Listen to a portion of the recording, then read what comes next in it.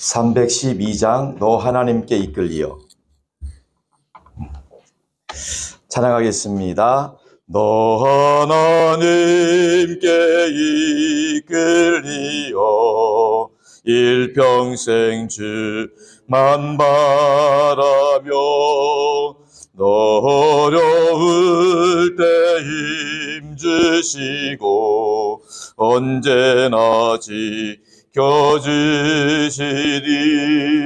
주 크신 사랑 믿는 자 그 반석 위에 서리라.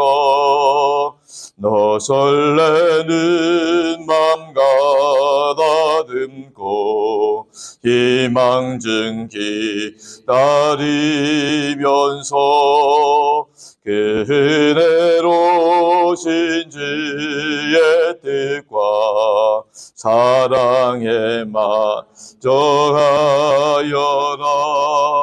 우리를 불러주신 주 마음에 소원하신다. 주 찬양하고 기도하며 내 본분이 서다라. 주 약속하신 모든 은혜 내게서 이루어지리라. 잠들고 의지하는 자 주께서 기억하시리. 아멘. 하나님 아버지, 오늘도 피택자 교육으로 함께합니다. 하나님께서 임재하시고 인도하시고 역사하여 주옵소서. 하나님께서 생각나게 하시고 가르쳐 주시고 깨닫게 하여 주시고 결단하게 하여 주시옵소서. 우리 귀하게 피택되신 장로님, 권사님, 안수집사님들이 하나님께서 허락하시는 임재계 때까지 잘 준비되게 하여 주시어서 진실한 하나님 나라 일꾼 교회에 기둥되게 하여 주시옵소서. 처음부터 끝까지 주님께 맡겼고 우리 주님 예수 그리스도의 이름으로 간절히 기도 올리옵나이다. 자, 벌써 이제 새해가 시작된 지 보름 지나가고 있습니다. 피택자 교육하면서 제가 강조하고 싶은 것은 본질적인 부분입니다. 여러분들 어때요? 매일매일 성경 암송, 성경 읽기 잘하고 계시죠? 네. 정말 새삼스럽게 느끼죠? 1분도 안 되는 것도 참 굉장히 힘들구나. 예. 자, 여러분들, 우리 운동도 마찬가지예요. 처음부터 윗몸 일으키기 100번씩 못 하는 거예요. 예. 처음에는 한 10번, 10대평만 해도 배가 땡기고 난리가 나는 거예요. 예. 마찬가지입니다. 우리가, 하루에 한 번, 성경 한 편씩 읽는데 지금은 그것이 너무너무 힘들 수도 있어요. 근데 예, 우리가 그것이 좀 익숙해지면 나중에는 더 좋은 신앙생활이 즐겁고 기쁘게 행복하게 진행될 거예요. 그래서 여러분들이 감사 조건 잡는 것도 쉽지 않을 수도 있어요. 그러나 하다 보면 이게 또 늘어요. 그래서 저는 본질적으로 여러분들이 그 신앙이 훈련되고 여러분들이 어느 곳에 가서든지 가정이든지 아니면 지역이든지 구역이든지 아니면 직장이든지 어느 곳 가든지 여러분들이 그 소그룹에 두세 사람이 모인 곳에 영적인 리더가 될 수 있도록 이렇게 하면 좋을 것 같아요. 단순히 장로, 권사 직분이라는 그 직분을 만족하는 것이 아니라 어느 곳에 있든지 여러분들이 영적인 위기 상황, 그 카타콤의 상황이라 할지라도 모든 상황 가운데 주님 나라 할 때까지는 신앙을 승리할 수 있도록 좀 더 능동적으로 이렇게 했으면 좋겠어요. 그래서 그런 차원에서 여러분들이 한다 생각하시고 훈련이지만 또 정신없이 바쁘다 보면 또 잊어버릴 때도 있죠.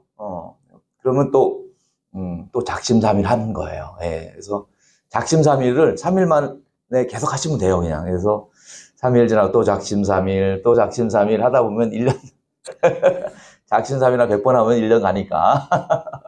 그렇게 해서 꼭, 한번 도전해 보시는 게 좋아요. 예, 그래서 이 시간이 사실 만만한 시간 아니잖아요. 예, 그러나 저도 만만하지 않기 때문에 최대한 여러분들 배려하려고 해요. 그래서 원래 우리가 목표로 잡는 건 50분이지만 뭐 30분에도 끝낼 수도 있고, 예. 그러나 이제 저는 최대한 본질적인 것, 엑기스인 건 말씀드리려고 하니까 짧은 시간이지만 여러분들이 좀 집중하시는 게 좋아요. 예. 그래서 우리 특히 오른쪽 편에 계신 우리 피택 안수집사님들, 예, 허리를 바짝 펴셔고 예, 하여튼 힘을 내시기 바랍니다. 우리 피택 안수집사님도 한번 격려의 박수 한번 해주세요. 아유. 예, 한 가정의 가장으로서 참 이 바쁜 일상 속에서 오셨는데, 예. 자, 오늘은 지난주에 이어서 선택받은 이를 위한 내비게이션 두 번째 시간입니다. 예. 지난 시간에는 성경에 대한 전체적인 걸 간단히 말씀드렸고, 오늘은 구약 성경, 그리고 다음 시간은 신약 성경. 자, 여러분들께 이렇게 말씀드리는 거는요, 의외로 이런 교육이 없으면은요, 예배만 드립니다 보면은요, 구약 성경이 뭔지 신약 성경이 뭔지도 잘 몰라요. 심지어 어떤 분은요, 예, 아멘이 뭔지도 몰라요. 예, 그래서 여기 아멘이 모르는 분 손 들어 달라면 아무도 안 들 테니까 내가 그냥 친절하게 알려드릴게요. 예, 아멘은 히브리어를 이제 음역한 건데, 예, 진실로 그러하다 이런 뜻이 담겨져 있어요. 진실로 그러합니다, 동의합니다라는 뜻이 담겨져 있죠. 그래서 여러분들이 성경 읽고 나서 아멘 하는 것도 말씀대로 내게 이루어지길 원합니다, 아멘 하는 거고요. 기도할 때 기도하신 분의 기도가 내 삶 가운데 이루어지길 원합니다 할 때 아멘 하시는 거. 찬송도 마찬가지로. 예, 찬양이 하나님께 영광 돌리는 찬양이 정말 믿습니다 이런 의미로 아멘을 고백하는 거예요. 그래서 아멘은 크고 작고는 상관없습니다. 예, 크고 작고는 상관없지만은 마음의 진정성을 담아서 마치 박수 손바닥을 마주쳐 소리 나는 것처럼, 예, 하나님의 말씀에 우리의 응답이다. 아멘. 아무리 말씀이 나도 응답이 없으면, 예, 그러니까, 예, 크고 작고는 상관없지만 진실로 그러합니다 이렇게 아멘으로 응답할 수 있기를 바랍니다. 자, 구약 성경과 신약 성경, 네, 뭐 이것은 뭐 사실 광범위하기 때문에 한도 끝도 없어요. 그러나 또 짧게 하려면 또 짧게 할 수 있는 거예요. 그래서 오늘은 아주 짧게 말씀을 나누도록 합니다. 그래서 구약 성경은 일단 히브리어로 쓰여진 거잖아요. 그래서 성경 말씀 구약 성경을 좀 읽어보면 굉장히 또 디테일함이 있는데, 오늘은 구약의 첫 번째 보면 구약의 의미, 구약은 옛 구자, 약속 약자죠. 그래서 옛 언약, 옛 약속 이렇게 볼 수가 있어요. 신약과 대비되는 단어로 신약은 새로운 언약. 예수님께서 오셔서 새 계명을 너희에게 주노니 이렇게 말씀하셨잖아요. 네, 그리고 예레미야나 이사야 선지자에 보면 새로운 언약을 너희들과 맺게 될 것이다 이렇게 이야기를 하고 있습니다. 그래서 하나님께서 구약 성경에 보면 아브라함을 선택하시고 그 집안을 통해서 한 왕조, 민족을 선택하셔서 이렇게 하셨는데도 불구하고 아수르 바벨론에 의해서 결국에는 멸망당할 수밖에 없는 북이스라엘과 남유다의 그런 비참한 상황 속에서 어찌할 바를 모르는 가운데 절망하고 좌절하고 있는 이스라엘 백성들 안에서 하나님이 예레미야와 이사야 선지자에게 통해서 하신 말씀이 내가 너에게 새 언약을 맺게 될 것이다. 그러면서 그 새 언약의 핵심이 바로 예수 그리스도라는 거죠. 예수 그리스도 통해서 새 언약을 주신다는 거죠. 예. 그래서 구약 성경과 신약 성경의 그 주제는 결과적으로 예수 그리스도로 함께 초점을 맞출 수 있다는 거죠. 자, 구약 성경의 구성은 크게 두 가지. 구약 성경은 크게 세 개의 컨셉으로 되어 있다고 했죠. 예. 모세오경, 그리고 예언서, 그리고 성문서 이렇게 되어 있는데, 거기 여러분들도 보시면 알겠지만 모세오경과 예언서는 하나님이 사람들에게 계시해 준 거다 이렇게 보시면 돼요. 직접적으로 말씀해 주신 거다 보시고, 성문서는 사람이 하나님께라고 되어 있어요. 그것은 무슨 말이냐면 지혜서라든지 잠언이라든지 시편, 특별히 대표적인 시편이거든요. 시편의 그 기도, 탄원하는 시 있죠. 예, 하나님 어찌하여 우리를 버리십니까? 왜 악인들이 이렇게 나를 띱니까? 나는 하나님 잘 경외하려고 하는데 왜 나에게 이렇게 어려운 일이 생기고 악인은 득세하는 것 같습니까? 이런 한탄, 이런 것들 시편에 담겨져 있는 거죠. 예, 그런 걸 통해서 이 구약 성경이 이렇게 모세오경과 예언서, 성문서로 구별되어 있다 이렇게 여러분들이 보시면 되겠습니다. 자, 그래서 그 다음에 두 번째 장으로 넘어가시면 구약의 언어의 특징이라고 되어 있는데, 예, 히브리어의 특징 중에 첫 번째는 명사보다 동사를 중요시한다. 이렇게 말씀하고 있어요. 예. 그만큼 이제, 동사가, 우리나라는 동사가 제일 뒤에 나오잖아요. 그런데, 히브리어는 동사가 앞에 나온다는 거예요. 그만큼, 역동적으로, 액티브하게 역사하신 하나님의 역사를 볼 수가 있어요. 그래서 하나님이 무엇을 하셨느냐가 중요한 거예요. 예. 하나님이 무엇을 하셨느냐, 이 동사를 중심으로 하나님이 무엇을 하셨느냐, 이렇게 말씀을 하고 있어요. 그 두 번째는 추상적인 표현보다는 구체적으로, 구체적인 표현을 한다는 거예요. 그래서 예를 들면 하나님의 긍휼, 긍휼이라는 말 있잖아요. 긍휼이라는 말도 어떻게 보면 하나님의 긍휼이라는 말의 원어의 뜻은요, 우리는 잘 모르죠. 긍휼이라는 게 추상적으로 느껴지잖아요. 히브리어 단어를 아는 그 문화권 사람들은요, 긍휼이라는 단어가 일종의 그 어머니의 그 자궁이라고 하죠. 자궁이라고 이렇게 표현되어 있어요. 그래서 무슨 말이냐면, 그 10달 동안 그 태아를 엄마가 정말 애지중지 키우고 보살피는 것처럼 하나님이 긍휼의 손길로 보살핀다. 이렇게 말씀을 하고 있는 거죠. 그래서 또 하나님에 대한 표현이 여러 가지 이름이 있는데 들어보셨을 거예요. 엘샤다이라는 말씀이 있어요. 전능하신 하나님을 엘샤다이라고 하거든요. 엘샤다이, 전능하신 하나님인데 하나님, 샤다이가 이제 전능하시다는 뜻인데 그 샤다이라는 말은요, 원래 어머니의 젖가슴이라고 할 수 있어요. 그 어원이 무슨 말이냐면 전능하신 하나님이라는 것을 어떻게 실제로 표현하냐면 어머니의 품에 안긴 아기는요, 엄마가 전능자예요. 엄마 손이 없으면 못해요. 그만큼 엄마가 전능한 능력을 갖고 있다는 거죠. 그렇게 우리에게 구체적으로 표현을 해주고 있다. 하나님이 긍휼의 손길로, 전능한 손길로 아기를 돌보듯이 우리를 돌보신다. 이렇게 보시는 거고요. 나와 우리를 혼용한다. 이것은 뭐 개인과 공동체의 구별이 큰 문제가 없었다는 거죠. 이스라엘아 들으라. 이게 이스라엘 민족일 수도 있고 이스라엘을 대명사하는 야곱일 수도 있고, 그래서 우리 모두를 향한 하나님의 음성으로 이렇게 우리를 표현할 수 있다는 거죠. 자, 구약 이해의 기초가 되는 사건, 그 다음에 보시면 두 가지 사건이 중요합니다. 두 가지가 있는데 첫 번째 뭐예요? 출애굽입니다. 자, 출애굽 사건인데, 출애굽은 아시다시피 애굽에서 노예살이하던 이스라엘 백성들을 하나님이 구원시킨 사건이다. 이렇게 보여지게 되는 거죠. 자, 그래서 성경에 이스라엘의 그 구약 성경의 출발은 출애굽에서 시작이 됩니다. 구원. 마찬가지로 죄와 사단의 노예 아래에 있어서 죄와 사단에게 끌려만 다니던 우리 인생을 하나님이 구원하신 것부터 우리의 신앙이 출발이 되는 거예요. 그래서 출애굽 사건부터 이스라엘의 구원 역사, 다시 말하면 구원하시는 하나님을 가장 먼저 경험하게 되는 거죠. 자, 그럼 그 다음에 두 번째가 뭐예요? 창조죠. 우리를 구원하신 하나님은 도대체 누구시냐? 도대체 누구시길래 우리를 구원하셨을까? 그분이 우리를 만드신 하나님이다. 우리의 창조자다. 이렇게 고백이 되고 있는 거예요. 자, 참고로 모세오경은 유대교의 핵심 되는 5권의 책인데요. 이 5권의 책 중에서 그 아이들, 태어난 아기들, 유대인들은요, 신앙교육이 중요하기 때문에 아기들에게 제일 먼저 교육하는 책이 뭐냐면 창세기가 아니고 출애굽기도 아니고 레위기를 먼저 한대요. 우리가 볼 때 레위기 어렵죠? 성경 통독하려도 다 레위기에서 못 넘어가잖아요. 그런데 유대인들은 아기들이 젖만 떼면은요, 레위기부터 가르친대요. 레위기는요, 예배하는 책이에요. 하나님을 예배하는 책.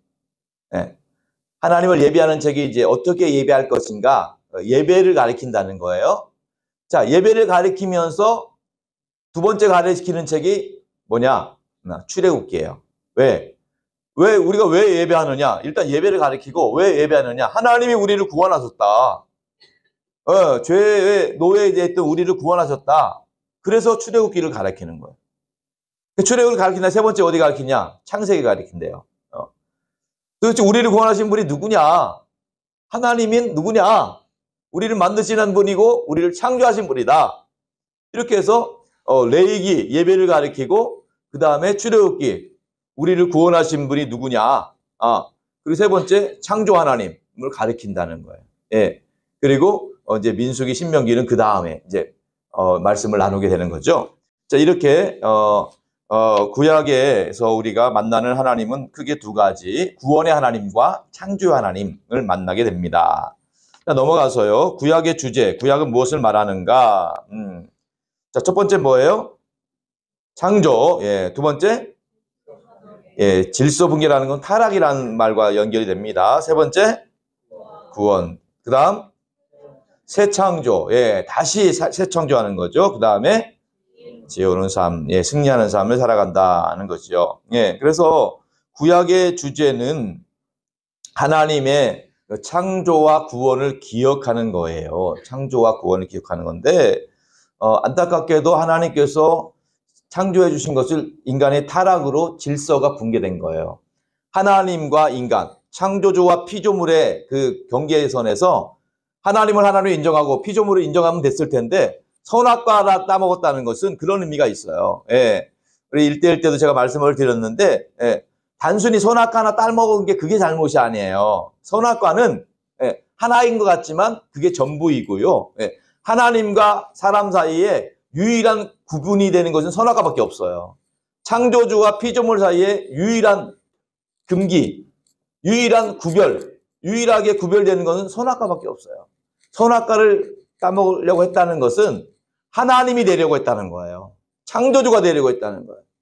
이게 가장 큰 결정적인 반역이고 이것이 가장 큰 죄라는 거예요.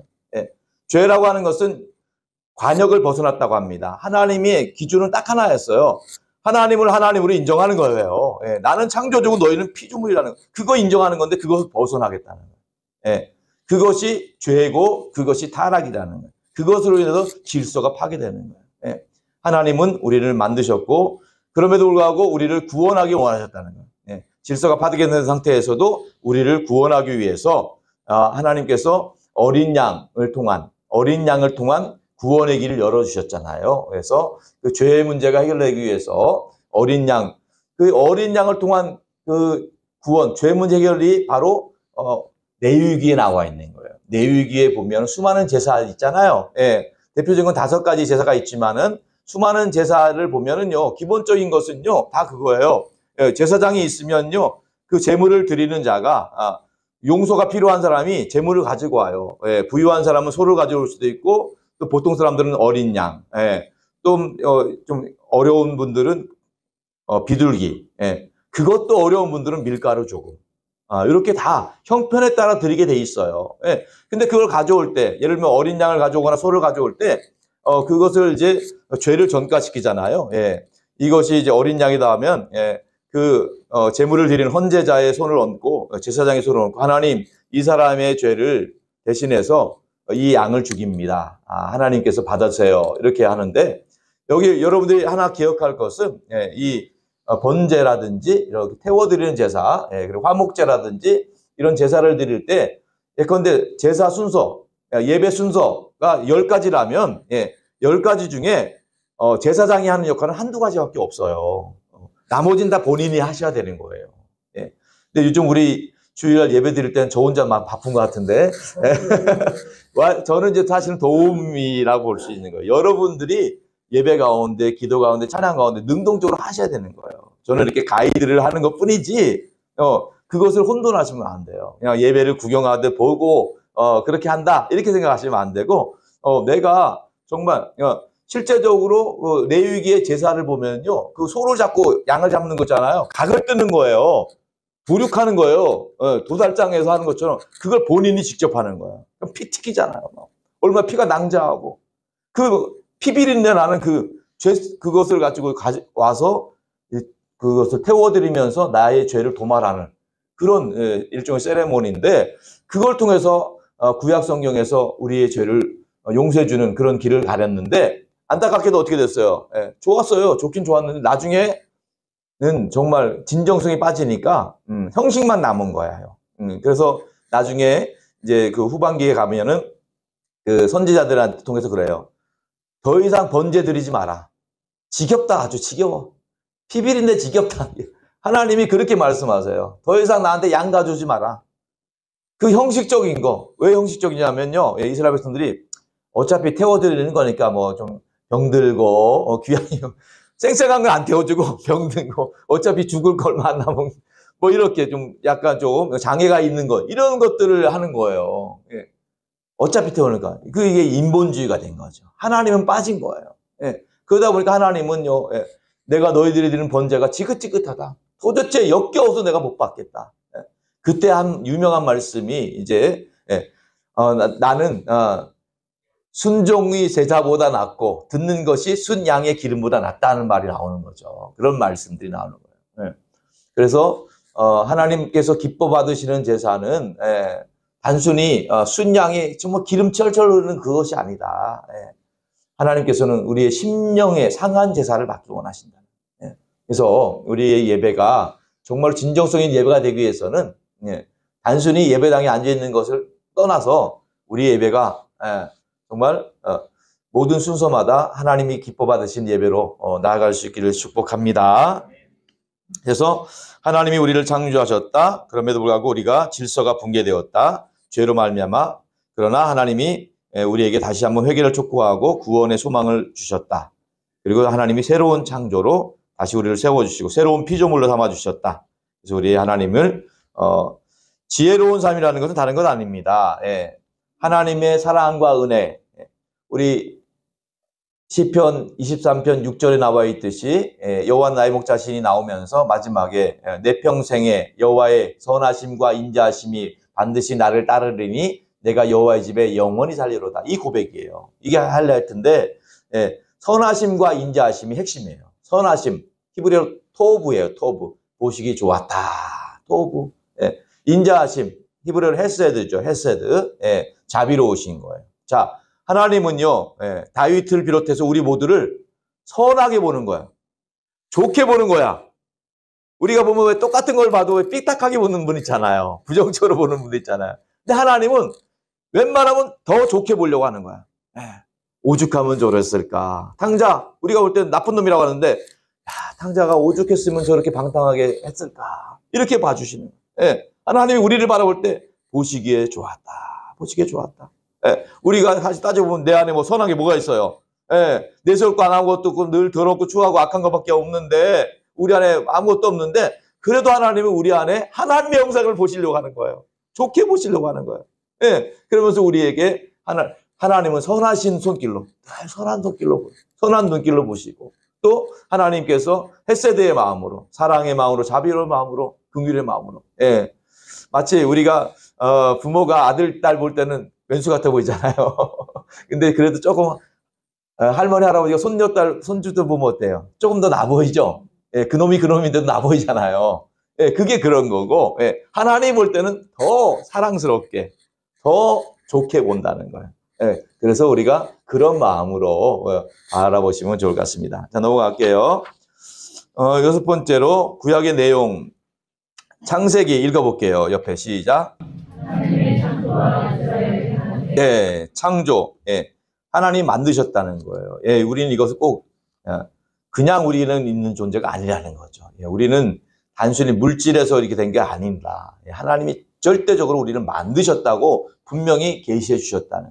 내가 너를 만들었다. 내가 너를 조성했다. 내가 너를 지었느니라. 이렇게 분명히 말씀하시는 것을 믿으시기 바랍니다. 출애굽기 시작. 하나님의 구원.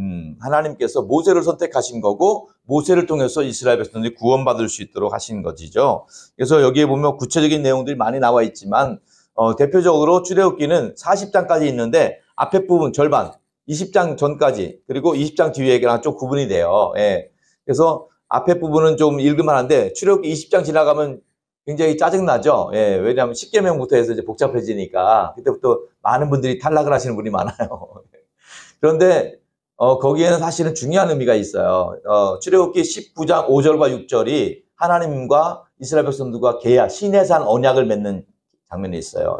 모든 세계가 다 내게 속했다 이렇게 말씀하면서 내가 너를 거룩한 백성, 거룩한 나라, 하나님의 백성으로 삼겠다. 이렇게 하나님과 이스라엘 백성들과의 약속을 하는 그런 장면이 나와 있습니다. 그래서 출애굽기 거룩한 백성, 제사장 나라 이 부분이 베드로전서 2장 9절과도 연결되는 그런 부분이 있고요.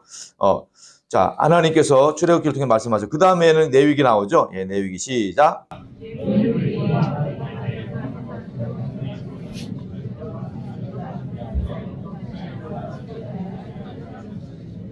네, 예물드림, 예배를 말하는 거고요. 아까 말씀드린 거대로. 그래서 거룩한 이것이 이제 로마서 12장에 보면 너희 몸을 거룩한 산 제물로 드리라 그랬죠. 예, 우리가 하나님 앞에서 우리의 인생을, 삶을, 시간과 물질을 하나님 기뻐하시는 삶으로 살아갈 수 있기를 바랍니다. 자, 민수기는 시작.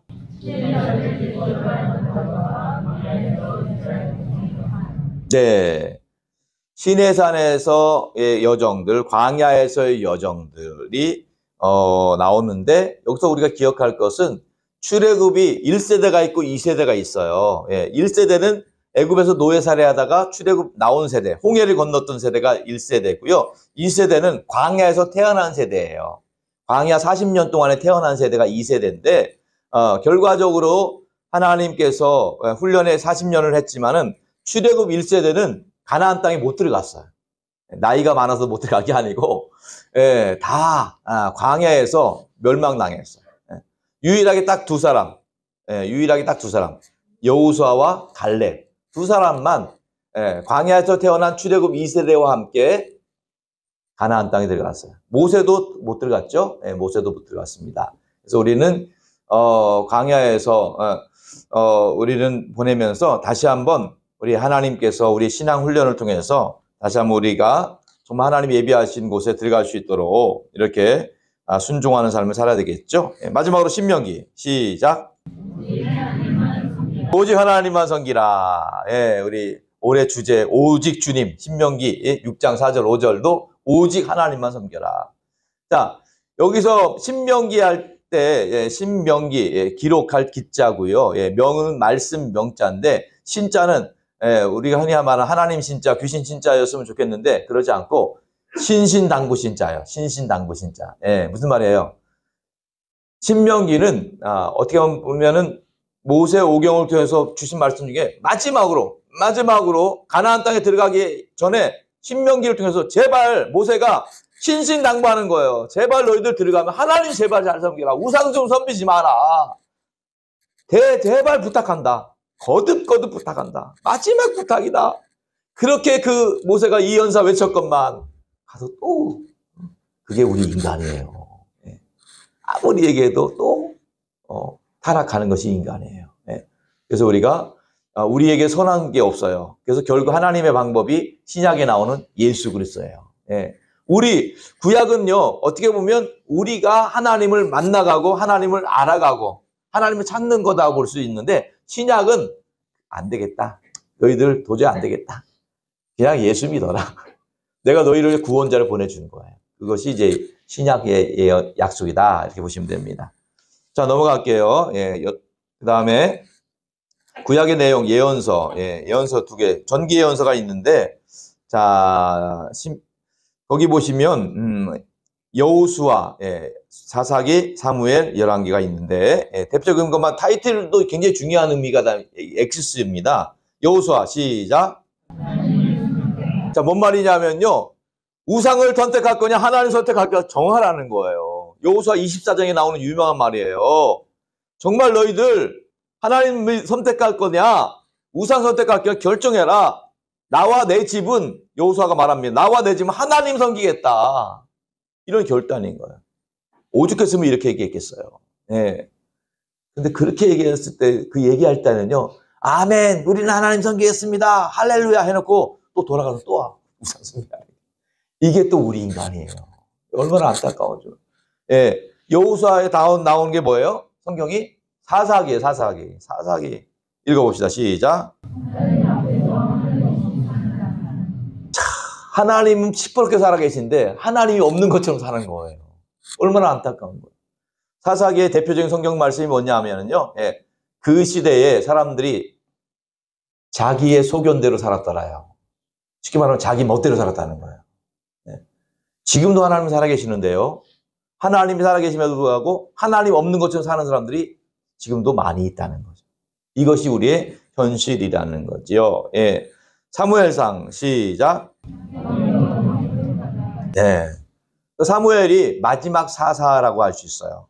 예. 사사는 하나님의 그 심부름꾼이라고 할 수 있는데 사무엘이 마지막 사사예요. 마지막. 예. 왜 마지막 사사냐면 그 다음부터 왕을 요구했어요. 왕. 예. 그 당시 이스라엘은요. 하나님이 사실 왕이었어요. 신정 정치였죠. 예. 그러나 그 주변에 블레셋을 비롯한 사람들은 왕이 있었어요. 하나님이 없으니까 사람 왕이라도 만들어야 되잖아요. 네. 그래서 왕이 있었는데 그래서 이스라엘 백성은 사실 왕이 필요 없었어요. 근데 계속 사무엘에게 저 블레셋 땅 보니까 왕이 있는 거 보니까 너무 좋더라. 우리도 왕을 만들어 달라. 자꾸 눈에 보이는 뭔가를 만들어 달라는 거죠. 네. 그래서 하나님께서 말씀합니다. 사무엘한테 너를 신뢰하지 못하는 것이 아니라 나를 신뢰하지 않는 거다. 그러니까 일단 왕을 만들어줘라. 예. 이 아이들 어차피 신앙 훈련이 필요하다. 그래서 사무엘 때부터 이제 왕을 선택하게 됐는데 첫 번째 왕이 누구죠? 사울왕. 네, 사울왕. 두 번째가 다윗. 네, 이렇게 가면서 솔로몬 때로 가고 솔로몬 때부터 또 나눠지죠. 아들 때. 르호보암이 남유다. 그리고 여로보암이 북쪽, 예, 북이스라엘을 나눠지는 또 이렇게 그래서 이 모든 거 하나님은요 선한 하나님이고 악한 하나님 이런 게 아니에요. 선과 악을 다 주관하는 하나님이에요. 예. 하나님은 남한국만의 하나님이 아니라 남과 북을 다 주관하시는 하나님이에요. 예. 그래서 하나님은 가인과 아벨 셋 있어도 마찬가지 모든 걸 다 주관한 하나님으로 우리가 있어야 된다는 거죠. 자, 그래서 열왕기에는 뭐가 기록되어 있어요? 시작. 결과 뻔하죠. 뭐 인간 왕이 뭐 선한 게 있겠어요. 예. 쭉 보면 예, 결과적으로 선한 게 없었어요. 예. 대표적으로 북왕국 이스라엘은요 계속적으로 반복되는 왕이 올라올 때마다 항상 하는 말이 뭐냐면 저가 그 여로보암처럼 계속 악을 행하였더라. 계속 그 얘기가 계속 반복이 됩니다. 예. 그만큼 악이 반복되는 거죠. 그리고 남유다는 그나마 저가 다윗처럼 그 마음이 하나님을 향했다는 왕도 있지만 다윗과 같이 못하더라는 왕도 많이 있었다는 걸 우리가 볼 수가 있는 거죠. 자, 넘어가 볼게요. 이제 후기 예언서라고 해서 여러 가지가 있지만 예, 참고적으로 한번 보는 거예요. 예, 호세, 아모스, 미가 시작. 예, 하나님의 공의. 예. 세상의 윤리 도덕이 아니라 하나님의 공의, 하나님의 정의를 이야기를 하는 거예요. 그래서 정의가 하수같이 공의가 물같이라는 단어 여기 말씀이 여기서 아모스에서 나오는 거죠. 하나님의 공의. 예레미야, 스바냐, 나훔, 하박국 시작. 아니 도대체 어떻게 하나님이 시퍼렇게 살아계신데 악인이 왜 득세를 합니까? 왜 의인이 고난을 받습니까? 왜 예수 믿는 사람들에게 이렇게 힘든 일이 생깁니까? 이거에 대한 이거 신학적인 말로는 신정론이라고 그래요. 신정론. 그러나 결론은 뭐다? 하나님이 다스리신다. 네. 이 땅의 윤리가 전부가 아니다. 하나님의 공의가, 하나님의 정의가 있다. 네. 이 땅에서가 전부라 하면 우리가 그 악한 자들이 득세하는 것들 또 의인이 고난받는 게 이해가 안 되잖아요. 그러나 우리는 천국이 있음을 믿기 때문에 천국에서 하나님이 다 보상해 주실 줄로 믿습니다. 에스겔과 이사야 그 부분에 보면 다 같이 시작. 네, 회복이라는 건 구원이에요. 하나님이 반드시 회복하신다. 지금은 바벨론 포로가 있지만 하나님이 반드시 회복하신다. 네, 하나님이 반드시 회복하신다. 그래서 하나님의 은혜의 때 구원의 날을 여기서 말씀하고 있는 겁니다. 자, 그리고 학개스가랴 시작. 학개스가랴는 뭐냐 하면 바벨론 포로 이후에 다시 귀환을 했어요. 그런 다음에 옛 성전을 기억하고 재건하는, 성벽을 재건하고 성전을 재건하는 그 역할을 감당했던 선지자들이죠. 마지막으로 말라기, 이사야, 오바댜, 요엘, 요나. 시작. 예. 이스라엘 백성들이 이걸 통해 경험한 건 뭐냐면 우리만 선민이다 생각했거든요. 예. 뭐 블레셋이라든지 뭐 에돔이라든지 이방인들은 지옥의 땔감이라 생각했어요. 지옥의 땔감. 우리말로는 발가락에 떼죠, 이제. 예. 그 정도 생각했어요. 완전 개무시. 무시도 그냥 보통 무시가 아니야. 완전 개무시였는데, 근데 이걸 통해서 하나님의 백성이라고 해서 너희들만 특혜 받는 거 아니다. 그리고 이방인이라서 무조건 지옥의 땔감은 아니다. 누구든지 구원받을 수 있다. 이렇게 해서 하나님은 악인이나 선인이나 누구든지 집에서 말 잘 듣고 열심히 일하던 철자들도 하나님은 이뻐 보이시지만 말 안 듣고 방탕한 탕자 둘째 아들도 하나님은 긍휼히 여기신다. 하나님은 악한 자라도 한 명이라도 멸망하지 않고 돌이키겨 구원받길 원하신다. 그래서 요나 선지자, 하나님의 선지자가 굳이 왜 니누에를 갔어요? 니누에는 아수르의 수도였거든요. 아수르 사람들은요, 정책이 잔인하기 그릴 게 없어요. 정말 말로 표현하기 어려워요. 태아들도 그냥 막 다 배를 가르고 그렇게 하면 아주 나쁜. 그런데 요나가 거기 가서 구원을 선포하고 싶겠어요? 그 미친놈들한테? 안 가겠다고 한 게 당연한 거예요. 예, 요나가 나빠서 안 가는 게, 요나는 맨정신으로 도저히 못 가겠다는 거예요. 저 나쁜 놈들한테 우리가 어떻게 하면 하나님의 구원을 선포하겠냐는 거예요. 저 악한, 정말로 너무너무, 우리로 말하면 일본 놈보다 더 나쁜 놈인데, 예, 도저히 안 되겠다고 했는데, 하나님은 그래도 가잖아요. 왜? 하나님은 그들도 사랑한다는 거예요. 우리는 이해되지 않지만. 그때부터 하나님이, 단순히 이스라엘만의 하나님이 아니구나. 이방인을 포함한 온 세상에 한 사람도 멸망시키지 않고 구원을 얻기를 원하시는구나. 이걸 말씀하는 거죠. 자, 넘어가겠습니다. 예, 시편. 예, 시작. 예, 기도라고 했죠? 예, 시편. 여러분 시편 읽을 때마다 기도하는 마음으로 읽으시면 도움이 됩니다. 욥기 시작. 네, 욥기. 이해할 수 없는 고난이 있지만 하나님의 창조 세계를 다시 한번 보게 되는 그런 대표적인 거죠. 잠언 시작. 하나님을 경외하는 것이 행복의 길이라는 거예요. 하나님 경외해야 된다는 거예요. 하나님을 경외하는 것이 지혜의 근본이다. 강조하고 있죠. 룻기 시작. 다윗 왕 룻이라는 분이 다윗 왕의 증조할머니예요. 예. 하나님께서 룻은 모압 여인이었고 이방 여인이었음에도 불구하고 다윗 왕의 계보를 잇게 했어요. 예, 그래서 이방 여인일지라도 하나님은 하나님의 계획을 이루어 가신다. 이걸 볼 수가 있죠. 에스더서 시작.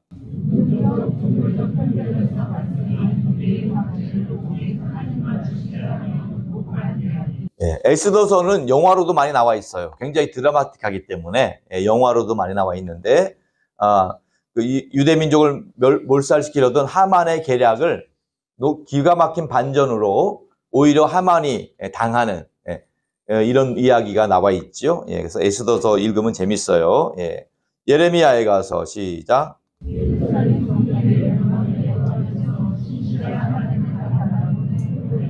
네, 애가는 슬픔의 노래죠. 예, 애가. 예.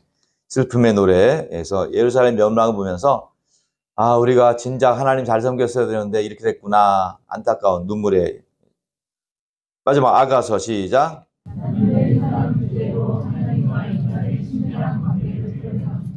예, 아가서도 여러분이 읽어볼 필요가 있어요.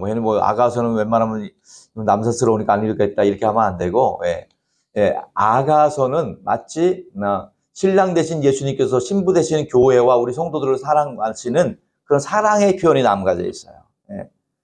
교회된 신부가 우리가 사실 내세울 거 없는 정말 더럽고 추하고 시커먼 죄가 있지만은 아가서의 표현에 의하면 너희가 비록 거물지라도 내가 너를 이뻐하겠다는 거예요.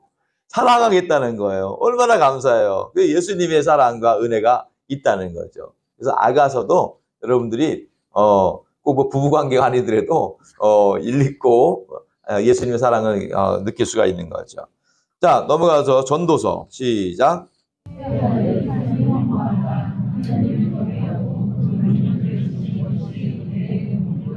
예, 예. 솔로몬의 전도서라고 하죠. 예, 그래서 솔로몬은 전무후무하게 가장 화려하고 가장 지혜로운 왕이고 세상의 모든 걸 다 취했던 왕 대표 중에 하나가 솔로몬입니다. 근데 그 왕의 인생의 결론의 고백이 뭐예요? 전도서 1장 1절 모든 것이 헛되고 헛되고 헛되니 모든 것이 헛되도다. 허무예요, 허무. 네. 그러면서 결론이 뭐냐? 하나님이 빠진 인생을 허무할 뿐이다. 허무할 뿐이다는 거예요. 그게 결론이에요. 그래서 아무리 세상이 살기 좋고 여행도 많고 먹을 것도 많다 하더라도 하나님 없으면요 그의 인생은 허무할 수밖에 없어요. 늘 공모한 거예요. 네. 그러나 우리는 그러지 않고 화해하지 않아도 예수님으로 충만한 줄로 믿습니다. 다니엘서 시작.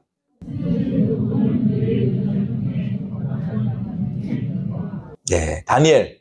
네, 다니엘이 신앙으로 승리했잖아요. 사자굴의 위협 가운데서 승리했잖아요.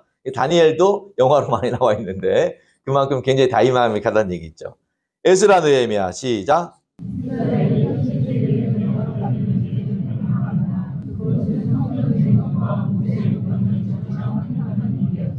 에스라 느헤미야는 포로 귀환 이후에 활동했던 분들이에요. 무슨 말이냐면 이스라엘 멸망 이후에 70년 포로 이후에 다시 돌아와가지고 야, 안 되겠구나. 본질로 돌아가자. 모세오경 말씀밖에 없구나. 다시 그것을 말씀을 그래서 여호와를 기뻐하는 것이 우리의 힘이다. 에스라 8장 10절에 그렇게 강력하게 말씀하는 다른 거 없다. 하나님을 경외하고 기뻐하자. 이 말씀 나오는 거예요. 마지막 역대기상 시작.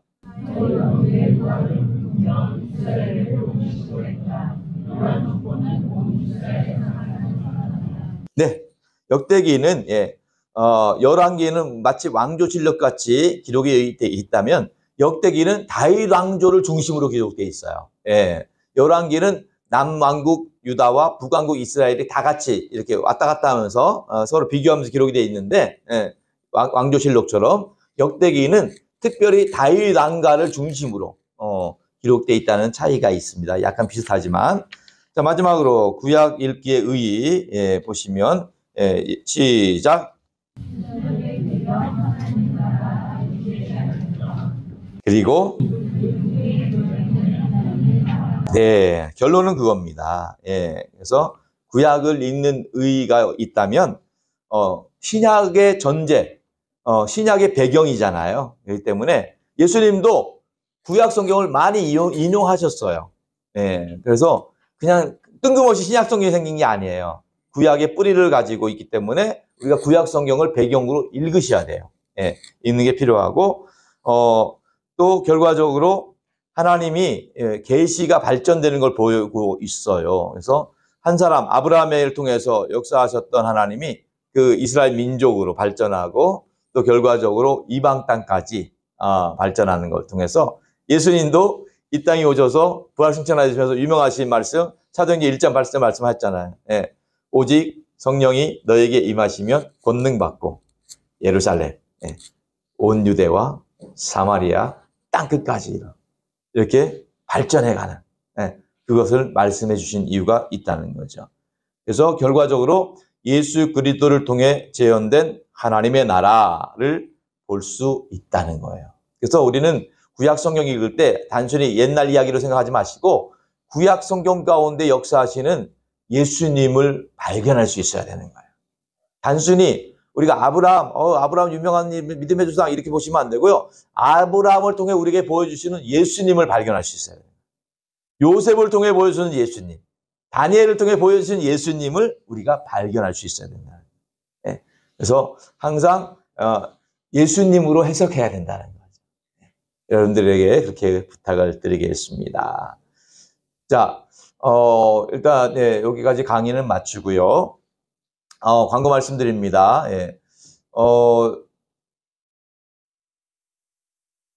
요 시간 여러분들이 이제 특세가 이제 시작이 되는데 특세에 대해서도 뭐 제일 좋은 건 뭐 개근하면 제일 좋겠지만은 여러분들이 몸이 안 따르고 도저히 안 따른다면 저는 충분히 양해를 합니다. 그러니까 하나님 앞에서 하시되, 예, 하나님이 여러분들 잘 보고 계시니까, 예.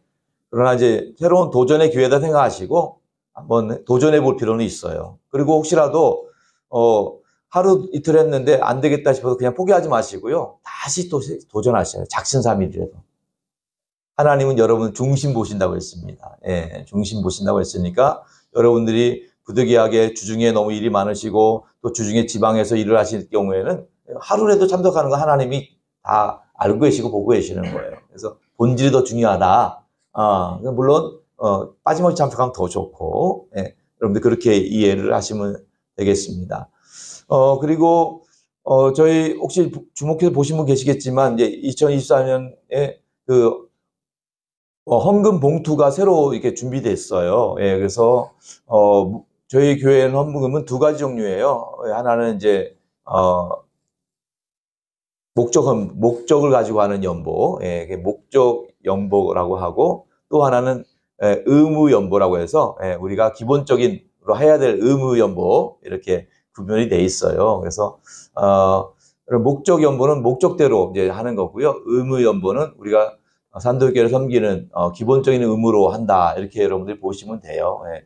그래서 거기 보면 일단은 임직 감사헌금 항목도 있어요. 예, 그래서 그것은 여러분들이 편한 대로, 예, 지난번 말씀드린 대로 어떤 부담을 갖지 마시고, 예, 형편대로 믿음대로 하시면 돼요. 예, 정말이에요. 예, 그래서 금액이 중요한 게 아니고 하나님 앞에서 여러분들이 하나님 제가 어떻게 헌신하기를 원하시나요? 기도하시고 그렇게 하시면 좋을 것 같아요. 예, 제가 오늘 제가 듣기에 오늘 임직헌금을 먼저 드리신 분도 계시다는 얘기를 들었어요. 예, 그래서 드리는 시점도 지금 드리셔도 되고, 나중에 드리셔도 되고, 10년 후에 드리셔도 되고, 그거는 상관없습니다. 예, 그러니까 하나님 앞에서, 예, 형편처지 되는 대로 하시면 되는데, 예, 그리고 한꺼번에 드셔도 나눠 드셔도, 이것은 절대 하나님이 다 여러분과 개인적으로 하시는 거니까, 예, 헌금 얘기해서 죄송한데, 그렇게 여러분들 이해하셔서, 본질이 그런 거니까요. 예,